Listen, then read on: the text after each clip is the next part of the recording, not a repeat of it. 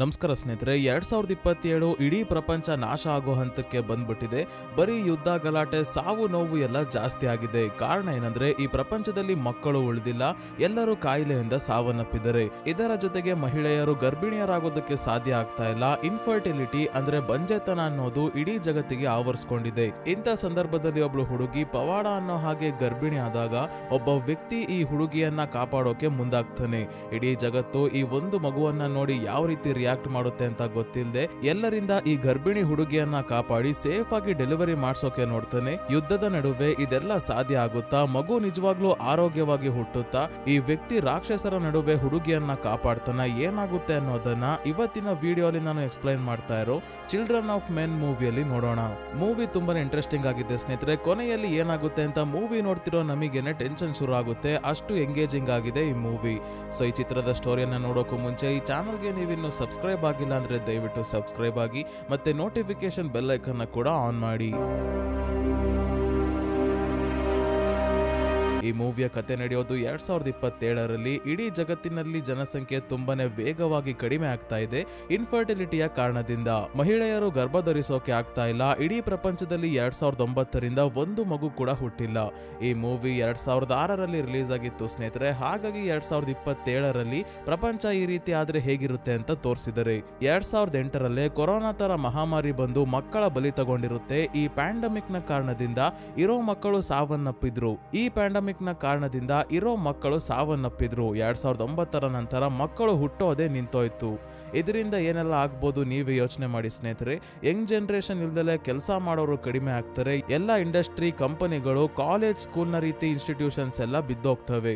ರೈತರು ಕಡಿಮೆ ಆಗ್ತಾರೆ, ಆಹಾರ ಕಡಿಮೆ ಆಗುತ್ತೆ, ಜನರಲ್ಲಿ ಆತಂಕ, ಭಯ ಜಾಸ್ತಿ ಆಗಿ ಮಕ್ಕಳು ಇಲ್ದೆ ತುಂಬಾನೇ ಜನ ಡಿಪ್ರೆಷನ್ಗೆ ಹೋಗ್ತಾರೆ. ಡಾಕ್ಟರ್ಸ್ ಮತ್ತೆ ಇಂಜಿನಿಯರ್ಸ್ ಎಲ್ಲರೂ ಕೂಡ ಕಡಿಮೆ ಆಗಿ ದೇಶದ ಆರ್ಥಿಕ ಪರಿಸ್ಥಿತಿ ಕ್ಷೀಣಿಸಿ ಎಲ್ಲಾ ಕಡೆ ಈಗ ಯುದ್ಧ ಶುರು ಆಗಿದೆ. ಗವರ್ಮೆಂಟ್ ಅವರು ಇರೋ ಅಲ್ಪ ಸ್ವಲ್ಪ ಪಾಪ್ಯುಲೇಷನ್ ನ ಕಂಟ್ರೋಲ್ ಮಾಡ್ತಾ ಇದ್ದಾರೆ. ಯುದ್ಧದ ಕಾರಣದಿಂದ ಜನರು ಬೇರೆ ಬೇರೆ ದೇಶಗಳಿಗೆ ಹೋಗೋದ್ರ ಜೊತೆಗೆ ಕೆಲಸ ಹುಡ್ಕೋಕೆ ನೋಡ್ತಾ ಇದ್ದಾರೆ. ಬದುಕೋಕೆ ಏನ್ ಮಾಡೋಕ್ಕಾಗುತ್ತೋ ಅದೆಲ್ಲ ಮಾಡ್ತಾ ಇದ್ದಾರೆ. ಎಲ್ಲದರ ಜೊತೆಗೆ ಭಯೋತ್ಪಾದಕರು ಜಾಸ್ತಿ ಆಗ್ತಿದ್ದಾರೆ. ಇಡೀ ಭೂಮಿನೇ ಹತ್ತಿ ಉರಿತಿರುವಂತ ಸಂದರ್ಭದಲ್ಲಿ ನಮಗೆ ಇಂಗ್ಲೆಂಡ್ ನ ಲಂಡನ್ ಅಲ್ಲಿ ಏನೇನಾಗ್ತಿದೆ ಅಂತ ಮೂವಿಯಲ್ಲಿ ತೋರಿಸ್ತಾ ಹೋಗ್ತಾರೆ ಸ್ನೇಹಿತರೆ. ಈಗ ಇಡೀ ಭೂಮಿಯಲ್ಲೇ ಅತ್ಯಂತ ಕಿರಿಯ ವ್ಯಕ್ತಿ 18 ವರ್ಷದ ಡಿಯಾಗೋ ಅನ್ನೋ ಹುಡುಗ ಸಾವನ್ನಪ್ಪಿದ್ದಾನೆ. ವರ್ಲ್ಡ್ ಅಲ್ಲೇ ಜೀವಂತವಾಗಿದ್ದ ಯಂಗೆಸ್ಟ್ ಪರ್ಸನ್ ಈ ಡಿಯಾಗೋ ಅಂತ ಹೇಳಿ ತುಂಬಾನೇ ಫೇಮಸ್ ಆಗಿದ್ದ. ಒಂದು ರೀತಿ ಸೆಲೆಬ್ರಿಟಿ ತರನೇ ಜನರು ಇವನನ್ನ ನೋಡ್ತಾ ಇದ್ರು. ಆದ್ರೆ ಈಗ ಒಬ್ಬ ವ್ಯಕ್ತಿ ಡಿಯಾಗೋಗೆ ಆಟೋಗ್ರಾಫ್ ಕೇಳಿದಾಗ ಕೊಡ್ಲಿಲ್ಲ ಅಂತಾನೆ ಡಿಯಾಗೋನ ಸಾಯಿಸ್ಬಿಟ್ಟಿದ್ದಾನೆ. 2009ರಲ್ಲಿ ಹುಟ್ಟಿದ್ದ ಕೊನೆಯ ಹುಡುಗ ಇವನಾಗಿದ್ದ. ಇದರಿಂದ ಎಲ್ಲರೂ ತುಂಬಾನೇ ದುಃಖದಲ್ಲಿ ಇದ್ದಾರೆ. ಇದರ ನಡುವೆ ಥಿಯೋ ಅನ್ನೋ ವ್ಯಕ್ತಿಯನ್ನ ತೋರಿಸ್ತಾರೆ. ಇವನು ಮೊದಲು ಆಕ್ಟಿವಿಸ್ಟ್ ಆಗಿ ಗವರ್ಮೆಂಟ್ ನ ವಿರುದ್ಧ ಹೋರಾಡ್ತಾ ಇದ್ದ ತನ್ನ ಹೆಂಡತಿ ಜೂಲಿಯನ್ನ ಜೊತೆ. ಆದ್ರೆ ಈಗ ಗವರ್ಮೆಂಟ್ ಆಫೀಸಲ್ಲೇ ಕೆಲಸ ಮಾಡ್ತಾ ಇದ್ದಾನೆ. ಹೆಂಡತಿ ಜೂಲಿಯನ್ ಕತೆ ಏನು ಅಂತ ಮುಂದೆ ಗೊತ್ತಾಗುತ್ತೆ. ಥಿಯೋ ಕಾಫಿ ಶಾಪ್ ಇಂದ ಕಾಫಿ ತಗೊಂಡು ಹೊರಗೆ ಬರ್ತಿದ್ದಂಗೆ ಇಲ್ಲಿ ದೊಡ್ಡ ಬಾಂಬ್ ಬ್ಲಾಸ್ಟ್ ಆಗುತ್ತೆ. ಇನ್ನೊಂದು ನಿಮಿಷ ಲೇಟ್ ಆಗಿದ್ದಿದ್ರು ಥಿಯೋ ಕೂಡ ಮೇಲ್ ಹೋಗಿರೋನು. ಈ ಬ್ಲಾಸ್ಟ್ ನ ಯಾರು ಮಾಡಿದ್ದು ಅಂತ ಕೂಡ ಸ್ನೇಹಿತರೆ ಸ್ವಲ್ಪ ಹೊತ್ತಲ್ಲೇ ಗೊತ್ತಾಗುತ್ತೆ. ಥಿಯೋ ತನ್ನ ಆಫೀಸ್ಗೆ ಕೆಲಸಕ್ಕೆ ಅಂತ ಬಂದಾಗ ಎಲ್ಲಾ ಕಡೆ ಪೋಸ್ಟರ್ಸ್ ಹಾಕಿದ್ದಾರೆ. ಇಲ್ಲಿಗಲ್ ಇಮಿಗ್ರೆಂಟ್ಸ್ ಅಂದ್ರೆ ಅಕ್ರಮ ವಲಸಿಗರನ್ನ ಯಾರೇ ನೋಡಿದ್ರು ಗವರ್ಮೆಂಟ್ ಗೆ ಹಿಡ್ಕೊಡಿ, ಈ ವಲಸಿಗರನ್ನ ಮನೆಯಲ್ಲಿ ಇಟ್ಕೊಳ್ಳೋದು, ಅವ್ರಿಗೆ ಸಹಾಯ ಮಾಡೋದು ಎಲ್ಲ ಅಪರಾಧ ಅಂತ ಪೋಸ್ಟರ್ಸ್ ಅಲ್ಲಿ, ಟಿವಿಯಲ್ಲಿ ಎಲ್ಲ ತೋರಿಸ್ತಾ ಇದ್ದಾರೆ. ಬ್ರಿಟಿಷ್ ಗವರ್ಮೆಂಟ್ ಅವರು ಪ್ರಜಾಪ್ರಭುತ್ವ ಬಿಟ್ಟು ಸರ್ವಾಧಿಕಾರದ ದಾರಿಯಲ್ಲಿ ನಡೀತಾ ಇದ್ದಾರೆ. ಜನರನ್ನ ಕಂಟ್ರೋಲ್ ಮಾಡಿ ಯುನೈಟೆಡ್ ಕಿಂಗ್ಡಮ್ ನ ನಾಶ ಆಗದೆ ಇರೋ ಹಾಗೆ ನೋಡ್ಕೊಂತಾ ಇದ್ದಾರೆ. ಆದ್ರೆ ಬೇರೆ ದೇಶಗಳಲ್ಲಿ ಯುದ್ಧ ಎಲ್ಲ ನಡೀತಾ ಇರೋದ್ರಿಂದ ಲಂಡನ್ಗೆ ತುಂಬಾನೇ ಜನ ಬಂದು ಸೆಟಲ್ ಆಗಿದ್ದಾರೆ. ಆದ್ರೆ ಗವರ್ಮೆಂಟ್ ಅವರು, ಮಿಲಿಟರಿ ಅವರು ಇವರನ್ನ ಹಿಡ್ಕೊಂಡು ಈ ದೇಶದಿಂದ ಹೊರಗೆ ಆಗ್ತಾ ಇದ್ದಾರೆ. ಇವ್ರಿಗೆ ತುಂಬಾನೇ ಟಾರ್ಚರ್ ಕೊಡ್ತಾರೆ. ಹೋಗೋಕೆ ನಿರಾಕರಿಸಿದವ್ರನ್ನ ಸಾಯಿಸ್ತಾ ಇದ್ದಾರೆ ಕೂಡ. ಯಾಕಂದ್ರೆ ಲಂಡನ್ ನಲ್ಲಿ ಈಗಿರೋ ಸಂಪನ್ಮೂಲಗಳು ಕೂಡ ಹಾಳಾಗೋದ್ರೆ ಇಲ್ಲಿರೋ ಜನರೇ ಬದುಕೋದು ಕಷ್ಟ ಆಗುತ್ತೆ. ಹೊರಗಿನವರ ಕಡೆಯಿಂದ ತಮ್ಮ ದೇಶ ಹಾಳಾಗಬಾರ್ದು ಅಂತ ಗವರ್ಮೆಂಟ್ ಅವರು ಈ ರೀತಿ ಮಾಡ್ತಿದ್ದಾರೆ. ಗವರ್ಮೆಂಟ್ ನ ವಿರುದ್ಧ ಅಕ್ರಮ ವಲಸಿಗರು, ಶರಣಾರ್ಥಿಗಳು ಹೋರಾಟ ಮಾಡ್ತಿದ್ದಾರೆ ತುಂಬಾನೇ ವೈಲೆಂಟ್ ಆಗಿ. ಫಿಶಸ್ ಅನ್ನೋ ಭಯೋತ್ಪಾದಕರ ಗುಂಪೊಂದು ಸೃಷ್ಟಿಯಾಗಿದೆ. ಇವರು ಶರಣಾರ್ಥಿಗಳಿಗೆ ಸಪೋರ್ಟ್ ಮಾಡ್ತಿದ್ದಾರೆ. ಸೊ ಥಿಯೋ ಈಗ ತನ್ನ ಫ್ರೆಂಡ್ ಜಾಸ್ಪರ್ ನ ಭೇಟಿ ಆಗೋಕೆ ಟ್ರೈನ್ ಅಲ್ಲಿ ಹೋಗ್ಬೇಕಾದ್ರೆ ಶರಣಾರ್ಥಿಗಳು ಟ್ರೈನ್ ಮೇಲೆ ದಾಳಿ ಮಾಡ್ತಾ ಇದ್ದಾರೆ. ನಂತರ ಟ್ರೈನ್ ಸ್ಟೇಷನ್ ಗೆ ಬಂದಾಗ ಇಲ್ಲಿ 10 ಶರಣಾರ್ಥಿಗಳನ್ನ ಕೇಜ್ ಅಲ್ಲಿ ಪೊಲೀಸ್ ಅವರು ಮತ್ತೆ ಆರ್ಮಿ ಅವರು ಬಂಧಿಸಿ ಇಟ್ಟಿದ್ದಾರೆ.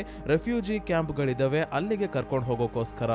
ಥಿಯೋ ತನ್ನ ಫ್ರೆಂಡ್ ಜಾಸ್ಪರ್ನ ಮೀಟ್ ಮಾಡಿ ಇವರ ಜೊತೆ ಕಾರಲ್ಲಿ ಇವರ ಮನೆಗೆ ಹೋಗ್ಬೇಕಾದ್ರೆ ನಮಗೆ ತುಂಬಾನೇ ವಿಷಯಗಳು ಗೊತ್ತಾಗುತ್ತೆ. ಜಾಸ್ಪರ್ ಮೊದಲು ಕಾರ್ಟೂನಿಸ್ಟ್ ಆಗಿದ್ರು, ಕಾರ್ಟೂನ್ಗಳನ್ನೆಲ್ಲ ಡ್ರಾ ಮಾಡಿ ಅವಾರ್ಡ್ ಎಲ್ಲ ಪಡ್ಕೊಂಡಿದ್ದಾರೆ. ಇವರ ಹೆಂಡತಿ ಜಾನಿಸ್ ಜರ್ನಲಿಸ್ಟ್ ಆಗಿದ್ರು, ಆದ್ರೆ ಇವರು ಗವರ್ಮೆಂಟ್ ನ ವಿರುದ್ಧ ಎಲ್ಲ ನ್ಯೂಸ್ ಮಾಡ್ತಿದ್ರು ಅಂತ ಜಾನಿಸ್ಗೆ ಸೆಕ್ಯೂರಿಟಿ ಆಫೀಸರ್ಸ್ ತುಂಬಾನೇ ಚಿತ್ರಹಿಂಸೆ ಮಾಡಿ ಈಗ ಡಿಸೇಬಲ್ಡ್ ಆಗೋ ಹಾಗೆ ಮಾಡಿದ್ದಾರೆ. ಜಾನಿಸ್ಗೆ ಎದ್ದು ಓಡಾಡೋಕೆ ಕೈಕಾಲ್ ಮೂವ್ ಮಾಡೋಕು ಆಗಲ್ಲ, ಯಾವಾಗ್ಲೂ ವೀಲ್ ಚೇರ್ ಮೇಲೆ ಕೂತಿರ್ತಾರೆ. ಜಾಸ್ಪರ್ ಇವರನ್ನ ನೋಡ್ಕೊಂತಾ ಇರೋದು. ಇನ್ನ ಶರಣಾರ್ಥಿಗಳು ತಮ್ಮ ದೇಶದಲ್ಲಿ ಯುದ್ಧ ನಡೀತಾ ಇದೆ ಅಂತ ಪ್ರಾಣ ಕಾಪಾಡ್ಕೊಳ್ಳೋಕೆ ಇಂಗ್ಲೆಂಡ್ಗೆ ಬಂದ್ರೆ ಇಲ್ಲಿ ಅವರನ್ನ ಹುಡುಕಿ ಹೊಡೆದು ಬಡ್ದು ಎಲ್ಲ ಮಾಡಿ ಬ್ಯಾಕ್ಸಿಲ್ ಅನ್ನೋ ಟೌನ್ ಅಲ್ಲಿ ಇರೋ ಕ್ಯಾಂಪ್ ಗಳಿಗೆ ಕರ್ಕೊಂಡು ಹೋಗ್ತಾ ಇದ್ದಾರೆ. ಇದನ್ನ ನೋಡಿ ಜಾಸ್ಪರ್ಗೆ ತುಂಬಾನೇ ಬೇಜಾರಾಗಿದೆ. ಜಾಸ್ಪರ್ ಅವರ ಮನೆ ಕಾಡಿನ ಒಳಗೆ ಇದೆ, ಅಲ್ಲಿಗೆ ಹೋಗೋ ರೋಡ್ ಯಾರಿಗೂ ಕಾಣಬಾರ್ದು ಅಂತ ರೋಡ್ ನ ಮಧ್ಯದಲ್ಲಿ ಬೇಲಿ ಮರದ ಕೊಂಬೆ ಎಲ್ಲ ಹಾಕಿದ್ದಾರೆ. ಅದನ್ನ ತೆಗೆದು ಇವರಿಬ್ರು ಮನೆಗೆ ಬರ್ತಾರೆ. ಇಲ್ಲಿ ನಮಗೆ ಜಾಸ್ಪರ್ ಅವರಿಂದ ಎರಡು ವಿಷಯ ಗೊತ್ತಾಗುತ್ತೆ. ಒಂದು, ಇವರು ಮನೆಯಲ್ಲೇ ಗಾಂಜಾ ಬೆಳೆದು ಬೆಕ್ಸ್ ಹಿಲ್ ಅಲ್ಲಿ ಇರೋ ಶರಣಾರ್ಥಿಗಳಿಗೆ ಮಾರಾಟ ಮಾಡ್ತಾ ಇರ್ತಾರೆ. ಇದಕ್ಕೆ ಒಬ್ಬ ಪೊಲೀಸ್ ಆಫೀಸರ್ ಇವರಿಗೆ ಹೆಲ್ಪ್ ಮಾಡ್ತಿದ್ದಾನೆ. ಇನ್ನೊಂದು, ಪ್ರಪಂಚದಲ್ಲಿ ಇರೋ ಸೈಂಟಿಸ್ಟ್ ಗಳು ಬುದ್ಧಿವಂತರೆಲ್ಲ ಒಂದು ಜಾಗದಲ್ಲಿ ಸೇರ್ಕೊಂಡು ದ ಹ್ಯೂಮನ್ ಪ್ರಾಜೆಕ್ಟ್ ನ ಶುರು ಮಾಡಿದ್ದಾರೆ. ಇಲ್ಲಿ ಬಂಜೆತನಕ್ಕೆ ಕಾರಣ ಏನು, ಅದಕ್ಕೆ ಪರಿಹಾರ ಏನು ಅಂತೆಲ್ಲ ಸ್ಟಡಿ ಮಾಡ್ತಾ ಇದ್ದಾರೆ. ಆದರೆ ಇಲ್ಲಿವರೆಗೂ ಏನ್ ಕಾರಣ ಅಂತಾನೂ ಗೊತ್ತಾಗಿಲ್ಲ. ಇದಕ್ಕೆ ಔಷಧಿಯನ್ನ ಕೂಡ ಕಂಡಿಡ್ದಿಲ್ಲ. ಥಿಯೋ ಇವರ ಜೊತೆ ಸ್ವಲ್ಪ ಹೊತ್ತು ಮಾತಾಡಿ ವಾಪಸ್ ತನ್ನ ಮನೆಗೆ ಬಂದು ನಿದ್ದೆ ಮಾಡಿ ಮುಂದಿನ ದಿನ ಎದ್ದು ಆಫೀಸ್ಗೆ ಹೊರಟಾಗ ಇವನನ್ನ ಅದೇ ಭಯೋತ್ಪಾದಕರ ಗುಂಪು ಫಿಶಸ್ ಅವರು ಕಿಡ್ನಾಪ್ ಮಾಡ್ಕೊಂಡು ಹೋಗ್ತಾರೆ. ಇವರಿರೋ ಜಾಗಕ್ಕೆ ಥಿಯೋನ ಕರ್ಕೊಂಡ್ ಬಂದಾಗ ಗೊತ್ತಾಗುತ್ತೆ ಈ ಫಿಶಸ್ ಗ್ರೂಪ್ ನ ಲೀಡರ್ ಬೇರೆ ಯಾರು ಅಲ್ಲ, ಥಿಯೋನ ಹೆಂಡತಿ ಜೂಲಿಯನ್. 2008ರಲ್ಲೇ ಬಂದಿದ್ದ ಪ್ಯಾಂಡಮಿಕ್ ನ ಕಾರಣದಿಂದ ಇವರು ತಮ್ಮ ಮಗುವನ್ನ ಕಳ್ಕೊಂಡಿರ್ತಾರೆ. ಆಗಿನಿಂದಾನು ಇಬ್ರು ಬೇರೆ ಬೇರೆ ಆಗಿದ್ದಾರೆ. ಈಗ ಕಿಡ್ನಾಪ್ ಮಾಡ್ಕೊಂಡು ಬಂದಿರೋ ಉದ್ದೇಶ ಏನಂದ್ರೆ ಒಬ್ಳು ಹುಡುಗಿಯನ್ನ ಜೂಲಿಯನ್ ಕಡೆಯವರು ಈ ಜಾಗದಿಂದ ಸಮುದ್ರದ ಹತ್ರ ಕರ್ಕೊಂಡು ಹೋಗೋಕೆ ನೋಡ್ತಾ ಇದ್ದಾರೆ. ಹಾಗಾಗಿ ಅವಳನ್ನ ಸೇಫ್ ಆಗಿ ಕರ್ಕೊಂಡು ಹೋಗೋಕೆ ಟ್ರಾನ್ಸಿಟ್ ಪೇಪರ್ಸ್ ಬೇಕು. ಅಂದ್ರೆ ಆ ಹುಡುಗಿಯನ್ನ ಸಮುದ್ರದವರೆಗೂ ಕರ್ಕೊಂಡು ಹೋಗೋಕೆ ಗವರ್ಮೆಂಟ್ ಪರ್ಮಿಷನ್ ಬೇಕು. ಈ ಟ್ರಾನ್ಸಿಟ್ ಪೇಪರ್ಸ್ ಪಡ್ಕೊಳ್ಳೋಕೆ ಥಿಯೋನ ಒಬ್ಬ ಕಸಿನ್ ಇದ್ದಾನೆ, ಅವನಿಂದ ಟ್ರಾನ್ಸಿಟ್ ಪೇಪರ್ಸ್ ಇಸ್ಕೊಟ್ರೆ ತುಂಬಾನೇ ಹಣವನ್ನ ಕೊಡ್ತೀವಿ ಅಂತ ಜೂಲಿಯನ್ ಥಿಯೋಗೆ ಹೇಳ್ತಾಳೆ. ಆದ್ರೆ ಥಿಯೋ ಇದರಲ್ಲಿ ತುಂಬಾನೇ ರಿಸ್ಕ್ ಇದೆ ಅಂತ ಮೊದಲು ಈ ಕೆಲಸಕ್ಕೆ ಒಪ್ಕೊಳ್ಳಲ್ಲ. ಹಾಗಾಗಿ ಜೂಲಿಯನ್ ಕಡೆಯವರು ವಾಪಸ್ ಇವನನ್ನ ಕರ್ಕೊಂಡು ಬಂದು ಬಿಡ್ತಾರೆ. ಅಕಸ್ಮಾತ್ ಮನ್ಸ್ ಚೇಂಜ್ ಮಾಡಿದ್ರೆ ಇವ್ರಿಗೆ ಕಾಂಟ್ಯಾಕ್ಟ್ ಹೇಗ್ ಮಾಡ್ಬೇಕು ಅಂತ ಕೂಡ ಹೇಳಿದ್ದಾರೆ ಫಿಶಸ್ ಗ್ರೂಪ್ ಅವರು. ಮತ್ತೆ ಇಲ್ಲಿ ನಮಗೆ ಇನ್ನೊಂದು ವಿಷಯ ಫಿಶಸ್ ಕಡೆ ಅವರಿಂದ ಗೊತ್ತಾಗೋದೇನಂದ್ರೆ ಥಿಯೋ ಕಾಫಿ ಶಾಪ್ ಹತ್ರ ಇದ್ದಾಗ ಅಲ್ಲಿ ಬಾಂಬ್ ಬ್ಲಾಸ್ಟ್ ಆಗಿತ್ತಲ್ಲ, ಅಲ್ಲಿ ಬ್ಲಾಸ್ಟ್ ಮಾಡಿದ್ದೆ ಗವರ್ಮೆಂಟ್ ಅವರು. ಅದನ್ನ ಫಿಶಸ್ ಗ್ರೂಪ್ ಅವರ ಮೇಲೆ ಹಾಕೋಕೆ ಮತ್ತೆ ಜನರಲ್ಲಿ ಭಯದ ವಾತಾವರಣ ಇರ್ಲಿ ಅಂತ. ನಂತರ ಥಿಯೋ ಮನ್ಸು ಚೇಂಜ್ ಮಾಡ್ತಾನೆ, ಹಣ ಸಿಕ್ಕಿದ್ರೆ ಒಳ್ಳೇದೇ ಅಲ್ವಾ ಅಂತ ಮೊದಲು ತನ್ನ ಕಸಿನ್ ಹತ್ರ ಬಂದು ಇವನು ಗವರ್ಮೆಂಟ್ ಜೊತೆ ಕೆಲಸ ಮಾಡ್ತಿರೋದ್ರಿಂದ ಇವನಿಗೆ ರಿಕ್ವೆಸ್ಟ್ ಮಾಡ್ಕೊಂಡು ಟ್ರಾನ್ಸಿಟ್ ಪೇಪರ್ಸ್ ಪಡ್ಕೊಂತಾನೆ. ಆದ್ರೆ ಆ ಒಬ್ಳು ಹುಡುಗಿಯನ್ನ ಮಾತ್ರ ಕರ್ಕೊಂಡ್ ಬರೋಕೆ ಆಗಲ್ಲ, ಅವಳನ್ನ ಕರ್ಕೊಂಡ್ ಬರೋಕೆ ಥಿಯೋ ಕೂಡ ಹೋಗ್ಬೇಕು. ಆ ರೀತಿ ಕಂಡೀಷನ್ ಇದೆ. ಹಾಗಾಗಿ ಎಕ್ಸ್ಟ್ರಾ ದುಡ್ಡು ಕೊಟ್ರೆ ನಾನೇ ಹೋಗಿ ಆ ಹುಡುಗಿಯನ್ನ ಕರ್ಕೊಂಡ್ ಬರ್ತೀನಿ ಅಂತ ಫಿಶಸ್ ನ ಇನ್ನೊಬ್ಬ ಮೆಂಬರ್ ಲೂಕ್ ಗೆ ಥಿಯೋ ಹೇಳ್ದಾಗ ಇದಕ್ಕೆ ಲೂಕ್ ಒಪ್ಕೊಂತಾನೆ. ಥಿಯೋ ಈಗ ಜೂಲಿಯನ್ನ ಭೇಟಿ ಆದಾಗ ಇವಳು ಥಿಯೋ ಅನ್ನ ಹುಡುಗಿ ಇರೋ ಕಾರ್ ಹತ್ರ ಕರ್ಕೊಂಡ್ ಬರ್ತಾಳೆ. ಇವಳನ್ನ ಸಮುದ್ರದವರೆಗೂ ಕರ್ಕೊಂಡು ಹೋಗಿ ಅಲ್ಲಿಂದ ವಾಪಸ್ ಟ್ರೈನ್ ಅಲ್ಲಿ ಬಾ ಅಂತ ಹೇಳಿ ಕಾರ್ ಹತ್ಕೊಂಡು ಹೊರಡ್ತಾರೆ. ಕಾರಲ್ಲಿ ಥಿಯೋ ಜೂಲಿಯನ್ ಜೊತೆಗೆ ಲೂಕ್, ಆ ಹುಡುಗಿ ಮತ್ತೆ ಆ ಹುಡುಗಿಯನ್ನ ನೋಡ್ಕೊಂತಾ ಇರೋ ನರ್ಸ್ ಇದ್ದಾರೆ. ನರ್ಸ್ ನ ಹೆಸರು ಮರಿಯಂ, ಹುಡುಗಿ ಹೆಸರು ಕೀ ಅಂತ. ಲೂಕ್ ಕಾರ್ ಡ್ರೈವ್ ಮಾಡ್ಕೊಂಡು ಹೊರಟಾಗ ಕೆಲವು ಗಂಟೆಗಳ ನಂತರ ದಟ್ಟ ಕಾಡಿನ ನಡುವೆ ಇರೋ ರೋಡ್ ಅಲ್ಲಿ ಸಮುದ್ರದ ಹತ್ತಿರ ಹೋಗ್ಬೇಕಾದ್ರೆ ಒಂದು ಗ್ಯಾಂಗ್ ಅವರು ಇವರ ಕಾರ್ ಮೇಲೆ ದಾಳಿ ಮಾಡ್ತಾರೆ. ಲೂಕ್ ಕಾರ್ನ ರಿವರ್ಸ್ ಡ್ರೈವ್ ಮಾಡ್ತಾ ಇದ್ದಾನೆ, ಆದ್ರೆ ಗ್ಯಾಂಗ್ ಅವರಿಬ್ರು ಬೈಕ್ ಅಲ್ಲಿ ಬಂದು ಜೂಲಿಯನ್ಗೆ ಶೂಟ್ ಮಾಡೇ ಬಿಡ್ತಾರೆ. ಕಾರ್ ಪಕ್ಕ ಬಂದು ಥಿಯೋಗೂ ಕೂಡ ಶೂಟ್ ಮಾಡೋಕೆ ನೋಡಿದಾಗ ಅವರಿಗೆ ಟಚ್ ಆಗೋ ಹಾಗೆ ಡೋರ್ ನ ಥಿಯೋ ಜೋರಾಗಿ ಓಪನ್ ಮಾಡ್ತಾನೆ. ಇದರಿಂದ ಬೈಕ್ ಅಲ್ಲಿ ಬಂದಿದ್ದವರು ಹಾರಿ ಕೆಳಗೆ ಬೀಳ್ತಾರೆ. ಲೂಕ್ ಹೇಗೋ ಎಲ್ಲರಿಂದ ತಪ್ಪಿಸ್ಕೊಂಡು ಕಾರಲ್ಲಿ ವಾಪಸ್ ಹೊರಟಾಗ ಜೂಲಿಯನ್ನ ಉಳಿಸ್ಕೊಳ್ಳೋಕೆ ಇವ್ರ ಕೈಯಲ್ಲಿ ಆಗಲ್ಲ, ಇವಳು ಸಾವನ್ನಪ್ತಾಳೆ. ದಾರಿಯಲ್ಲಿ ಪೊಲೀಸ್ ಅವರು ಕಾರ್ ಡ್ಯಾಮೇಜ್ ಆಗಿರೋದನ್ನ ನೋಡಿ ಪ್ರಶ್ನೆ ಮಾಡೋಕೆ ಬಂದಾಗ ಎಲ್ಲರೂ ಗಾಬರಿ ಆಗೋಗ್ತಾರೆ. ಮರಿಯಂ ಕೀ ಎಲ್ಲ ಅಕ್ರಮ ವಲಸಿಗರು ಆಗಿರೋದ್ರಿಂದ.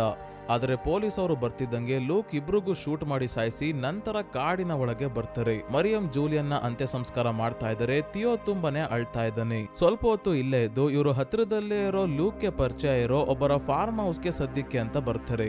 ಇಲ್ಲಿಗೆನೆ ಫಿಶಸ್ ನ ಬೇರೆ ಗ್ರೂಪ್ ಮೆಂಬರ್ಸ್ ಎಲ್ಲ ಬಂದಿದ್ದಾರೆ.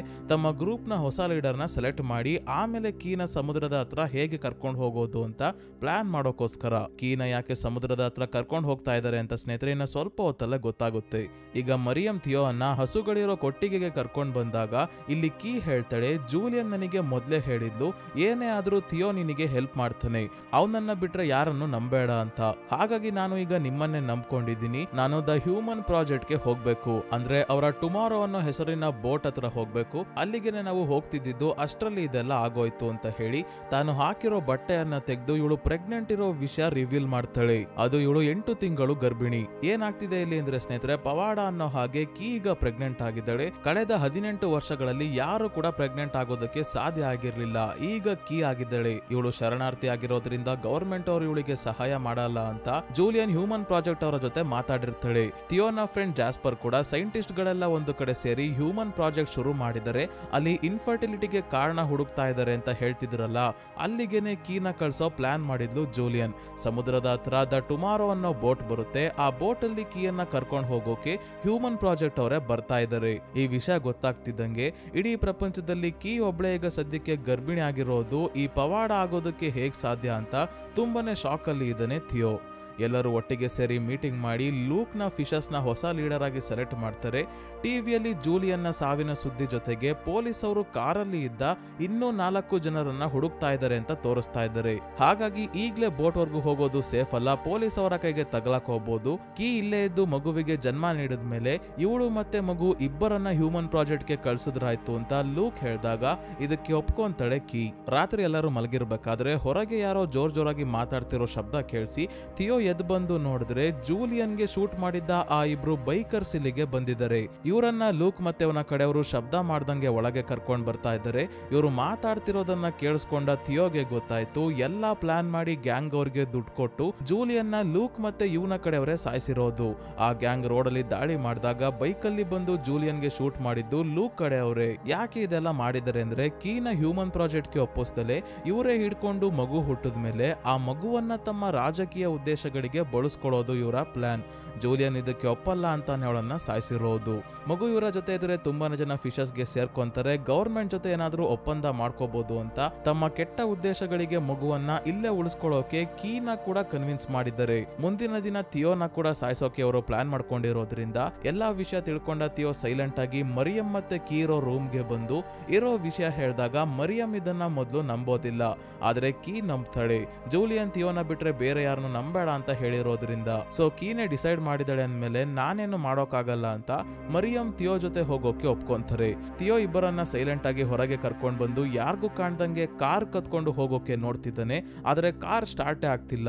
ಇದನ್ನ ತಳ್ಕೊಂಡು ಹೋಗಿ ಜಂಪ್ ಸ್ಟಾರ್ಟ್ ಮಾಡ್ಬೇಕು. ಥಿಯೋ ಇಬ್ಬರನ್ನ ಕಾರಲ್ಲಿ ಕೂರಿಸ್ಕೊಂಡು ಕೆಳಗೆ ರೋಡ್ವರ್ಗೂ ಡೌನ್ ಇದೆ, ಹಾಗಾಗಿ ಕಾರ್ನ ತಳ್ಕೊಂಡು ಹೋಗಿ ಆಮೇಲೆ ಒಳಗೆ ಕೂತ್ಕೊಂಡು ಜಂಪ್ ಸ್ಟಾರ್ಟ್ ಮಾಡೋಕೆ ಟ್ರೈ ಮಾಡ್ತಿದ್ದಾನೆ. ಇದನ್ನ ನೋಡಿ ಲೂಕ್ ಮತ್ತೆ ಅವನ ಕಡೆಯವರೆಲ್ಲ ಕಾರಿಂದನೇ ಓಡ್ ಬರ್ತಾ ಇದ್ದಾರೆ. ಕೀ ಇದ್ದಾಳೆ ಅಂತ ಶೂಟ್ ಮಾಡ್ತಿಲ್ಲ.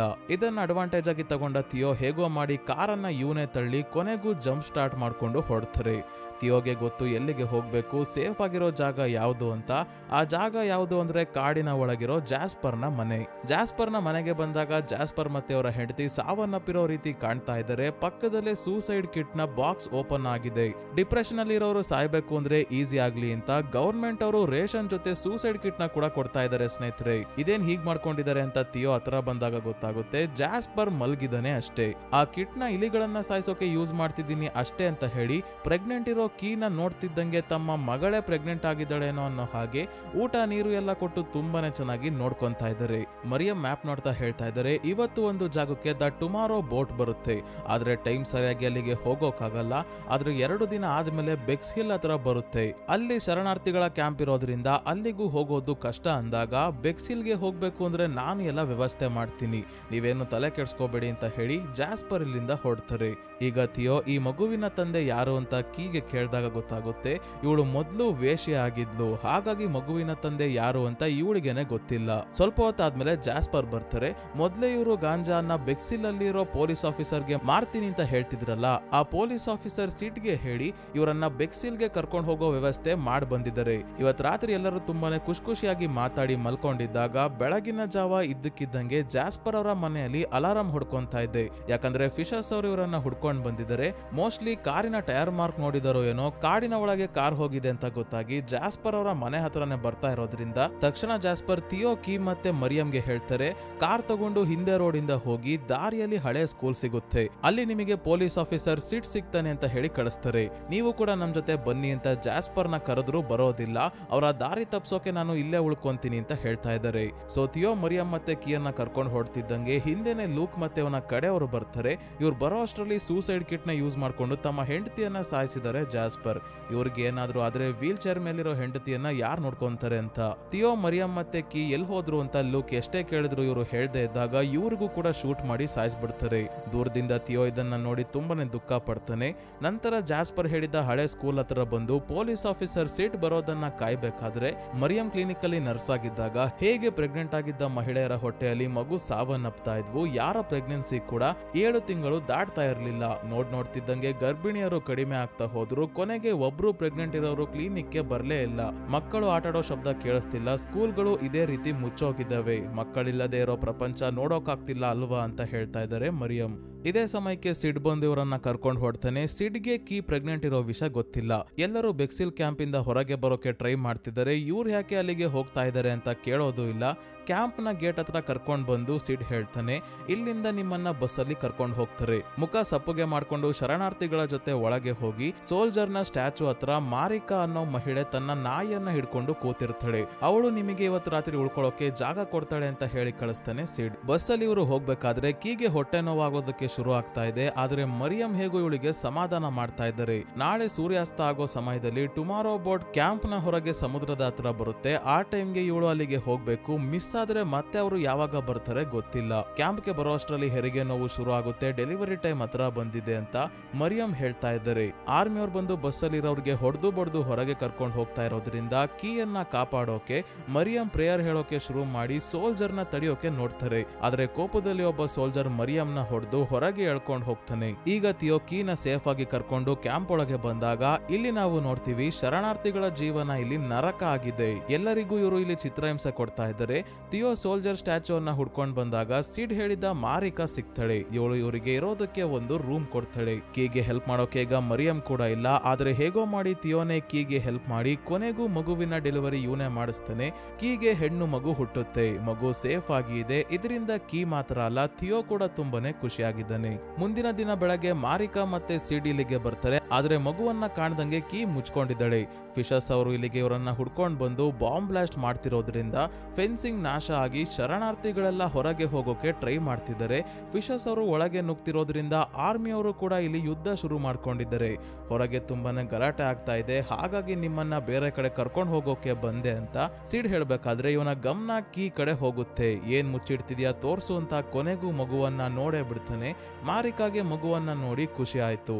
ಈಗ ಸಿಡ್ ತನ್ನ ನಿಜವಾದ ಬಣ್ಣ ತೋರಿಸ್ತಾನೆ. ಟಿವಿಯಲ್ಲಿ ಜೂಲಿಯನ್ ಸಾವನ್ನಪ್ದಾಗ್ಲಿಂದನೂ ಥಿಯೋ, ಕೀ ಮತ್ತೆ ಮರಿಯಂನ ಫೋಟೋ ಕೂಡ ಪೊಲೀಸ್ ಅವರ ಕ್ಯಾಮ್ರಾ ಅಲ್ಲಿ ರೆಕಾರ್ಡ್ ಆಗಿರೋದು ತೋರಿಸ್ತಾ ಇದ್ದಾರೆ. ಹಾಗಾಗಿ ಗವರ್ಮೆಂಟ್ ಅವರಿಗೆ ಇವರನ್ನ ಹಿಡ್ಕೊಳ್ಳೋಕೆ ಅಂತಾನೆ ಸಿಡ್ ಇಲ್ಲಿಗೆ ಬಂದಿದ್ದು. ಮತ್ತೆ ಈಗ ಮಗು ಬೇರೆ ಇರೋದ್ರಿಂದ ಇವನೇ ಇವರನ್ನ ಹಿಡಿದಿದ್ದು ಅಂತ ಕ್ರೆಡಿಟ್ ತಗೊಳ್ಳೋಕೆ ನೋಡ್ತಾ ಇದ್ದಾನೆ.